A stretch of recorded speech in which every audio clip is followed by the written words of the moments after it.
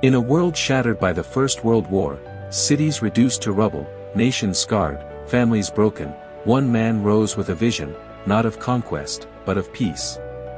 His name was Woodrow Wilson, the 28th President of the United States. To his supporters, he was a prophet of peace. To his critics, a naive dreamer. Yet, his ideas would shape the future of the modern world. Born in 1856, in the aftermath of America's Civil War, Wilson grew up surrounded by the echoes of conflict. Unlike many leaders of his age, he was not forged in military campaigns but in classrooms and books.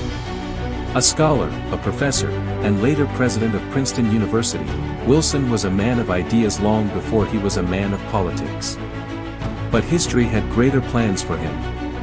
When the Great War erupted in Europe in 1914, Wilson urged America to remain neutral.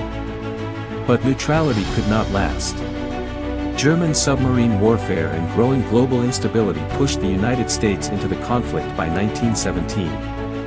Wilson declared America's purpose not as conquest, but as mission, to make the world safe for democracy.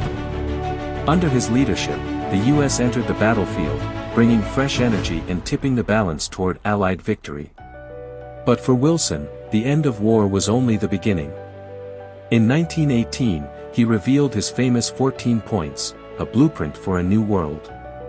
He spoke of freedom of the seas, self-determination for nations, open diplomacy, and above all, the creation of a global body to resolve disputes peacefully. This bold vision gave birth to the League of Nations, humanity's first attempt at collective security. For the first time in history, there was hope of preventing war through cooperation instead of bloodshed. But Wilson's dream was not without resistance. At the Paris Peace Conference, his ideals collided with European leaders who sought revenge, not reconciliation. And back home, the U.S. Senate rejected America's entry into the very league Wilson had championed. The irony was devastating. The world embraced his vision, but his own country turned away. The fight drained him. He pushed himself beyond human limits, touring the nation to win support for the League. In 1919, a massive stroke left him crippled, his health shattered, and his dreams slipping from his grasp. Wilson left office weakened and defeated. Yet, his vision endured.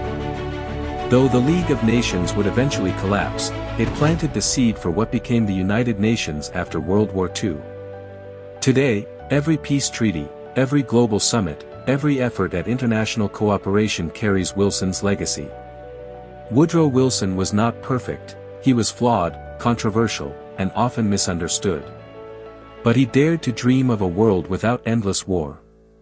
And sometimes, it is the dreamers, not the conquerors, who shape the destiny of humanity.